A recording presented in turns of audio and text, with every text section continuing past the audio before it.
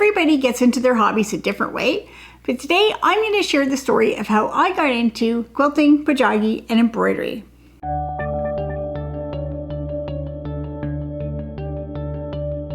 Welcome to Epida Studio. My name is Elizabeth and I help you make beautiful things with quilting, pojagi, and embroidery. So there's a lot of new subscribers to the channel, so welcome. I'm so glad that you're here. I hope you find things helpful. But I just thought I'd take a little time to introduce myself and tell a bit of my background and why I even do quilting, pojagi, and embroidery. So as you can imagine, even as a child, I loved making things, I loved crafts, and I grew up in an environment where people made things, and that was really encouraged. So even when I was a child, my mom had a craft table for us, and she had a bin where she threw all the leftover like egg cartons and toilet paper tubes and anything that could be used in crafts was thrown in there. And we were really encouraged to just be creative and make our own things. So that was the environment that I grew up in. My mom in the 70s and 80s did all the kind of popular crafts that were done at that time. So like ceramics and macrame. She did a lot of cake decorating, and she was very creative with cooking. And so she was very creative, but I was really drawn at that time to quilting and embroidery. And my grandmother on my father's side, she was an embroiderer. She did a lot of embroidery of any kind you can imagine. She did like canvas work, crewel, all kinds of counted thread and non-counted thread, any kind of embroidery, she would do it. And so when we visited her, I would see items she had made, but she didn't live close to us geographically. So I didn't spend a lot of time with her seeing what she made. I would just kind of see these finished projects. And so I'm sure that was an influence on me for wanting to learn how to make things, but she wasn't a daily influence in my life to help teach me. So I was really interested in embroidery, and I was interested in quilting. And to be honest, I can't even tell you why I was interested in quilting. I think I was just drawn to the colors and the shapes. And where I live in southwestern Ontario, I'm not too far from Elmira and St. Jacobs and that area where there's a lot of old order Mennonites. And so I would see quilts when we were going to the market or in that area. So perhaps that helped draw me to that.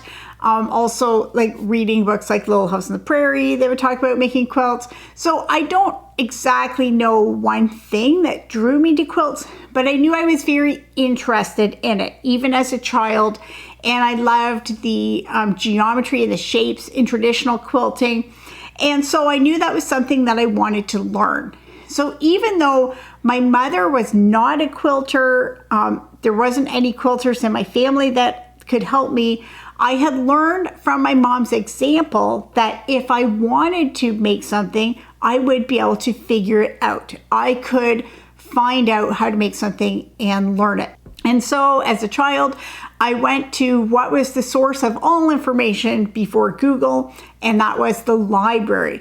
So I would go to the library and I would check out every book that they had about sewing, embroidery, quilting, all those types of things. I read every single book that was in the library.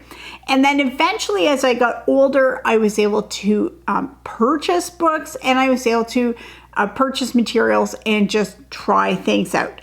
So one of the first books that I got was this classic, Quilts, Quilts, Quilts, by Deanna McClellan and Laura Downs.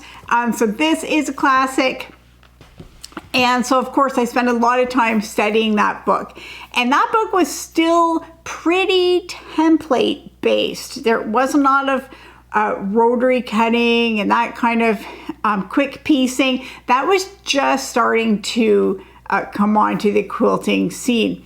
But gradually, I began to get fabric and just try things that I read in those books.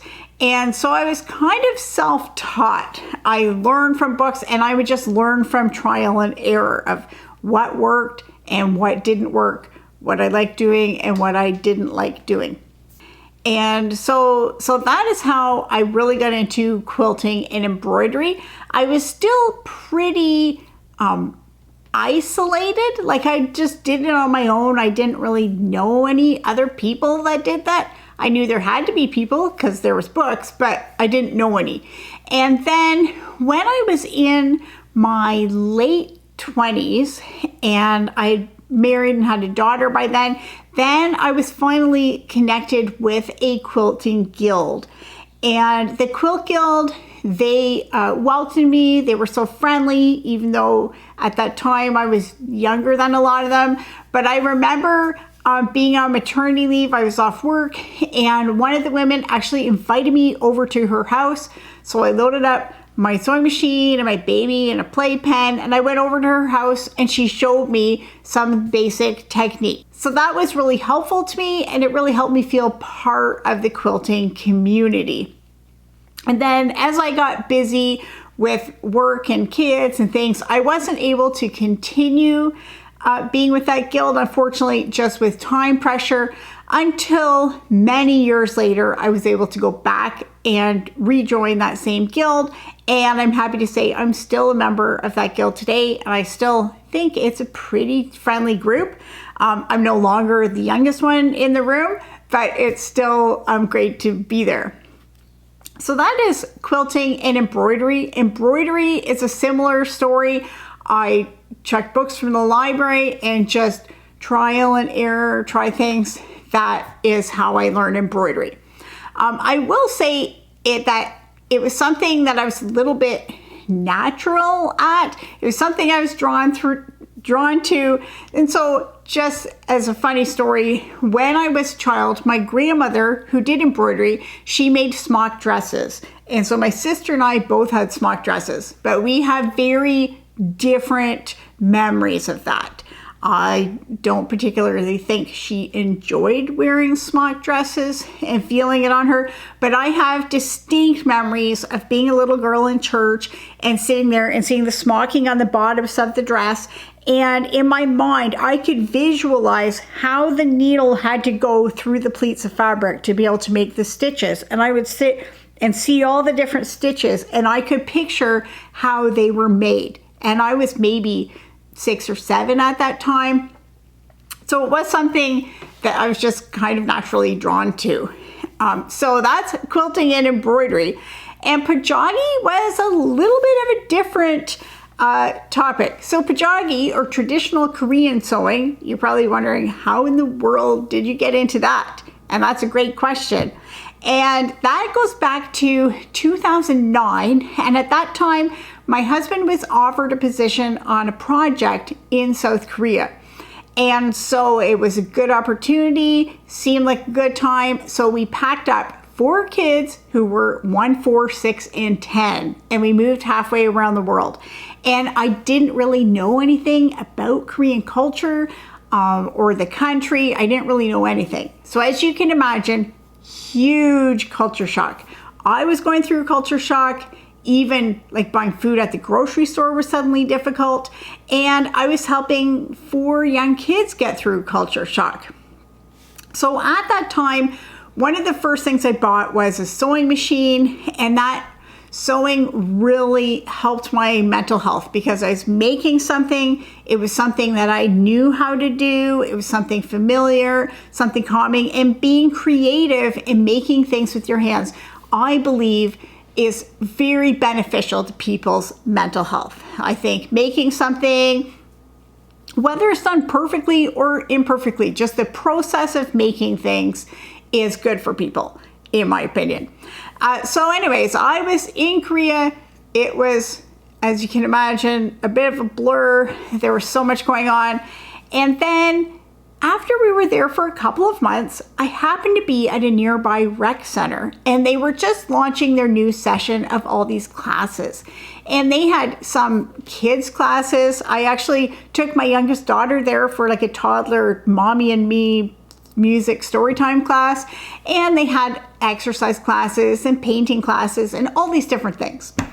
And I saw samples from one of the classes, and it was kind of quilting, but not exactly quilting. And so it turns out that was a class for pojagi. And I didn't know that. I didn't know anything about it, but I signed up for the class and I showed up on the first day. And I'm really happy that I took that jump and did that. Because there, for the next few years, I was able to study traditional Korean sewing. And of course, this was all hand stitched with the traditional materials and the traditional techniques. And I learned so much and was just exposed to traditional Korean culture and this art form. And so I was really happy to be able to learn and to do that. And that was, again, was something that really helped my mental health when we were there, is making things and learning new things. So that's what got me into pojagi. And that was all hand sewing. When I came back to Canada, then I kept doing a little bit of the hand sewing pojagi, but the one technique of pojagi with reversible seams that were finished on both sides, I was really, really intrigued by that. And I wanted to make really big things, and I didn't want to hand stitch really big things.